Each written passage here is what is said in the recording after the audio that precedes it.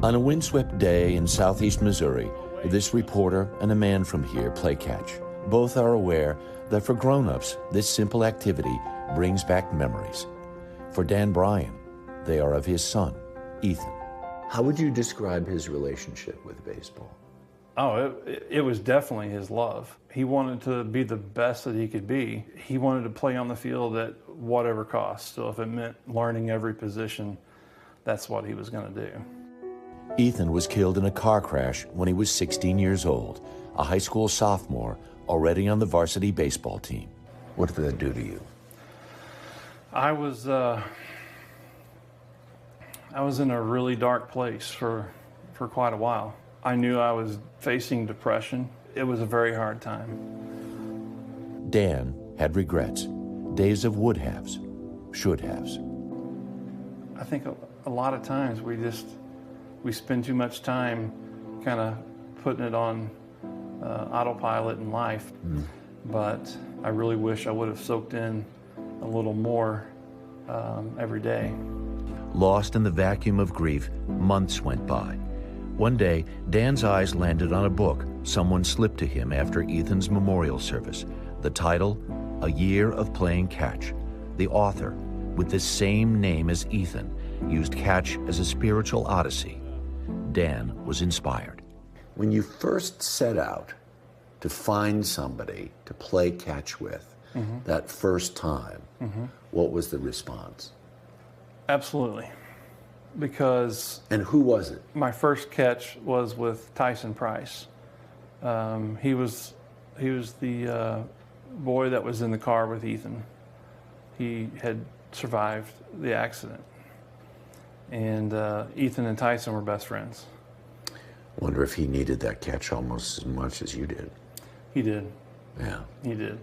And he's asked me to catch any time.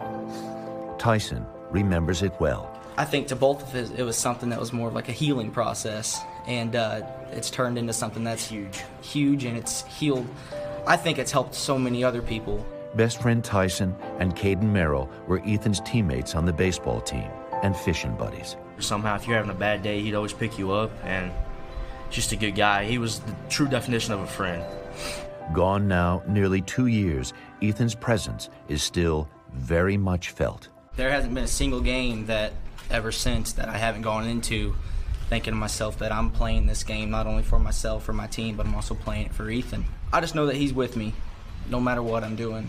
And by Ethan's coach. The way Dan's handled it, there's no doubt in my mind that it's helped our community heal, it's helped his classmates heal, his teammates heal. And his elementary school friends. He always had his head out high on everything. Just joyous all the time. Pick you up when you're down. Good team player, positive, humble. By inspiring those on the other end of Dan's catches to open up about their woes, after a few throws, many a burden is laid bare. After more than 150 catches now, does it surprise you there are so many people walking around with pain in their lives? It doesn't surprise me because it's unspoken pain. In his own pain, Dan has found purpose. I feel like I have a job to do. I need to shoulder your pain. I need to help lift that burden. And I'm doing better. As a result of it. As a result, and I can help others. It is amazing. He plays catch, and then the next thing you know, somebody comes over and says, "You're not going to believe what happened to me." Yeah. And people just tell How these do people stories. find him? It's this catharsis. He has a Facebook page. Here are the days that are open. Some days he gets completely overwhelmed. Yeah.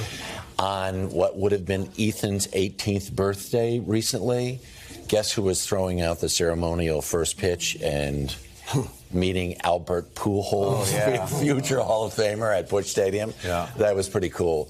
But it's interesting because Dan and his wife are divorced, and one of these days in the not too distant future, he's going to be playing catch with Ethan's mom. Oh, that's sweet. Wow. Full circle. Dan's healing, and through the catching, he's helping these other folks. I know, it is remarkable because he said sometimes I'll just go up to somebody and say, I have an extra glove, do you want to have a catch? Yeah. And the next thing you know, the person, you're not going to believe what happened to me.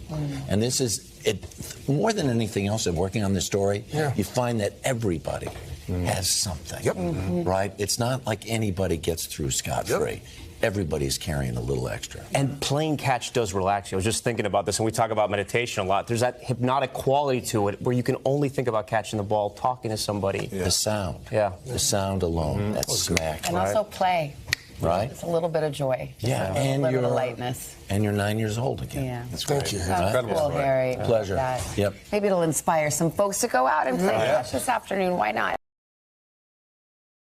Hey, thanks for watching our YouTube channel. Find your favorite recipes, celebrity interviews, uplifting stories, shop our favorite deals, and so much more with the Today app. Download it now.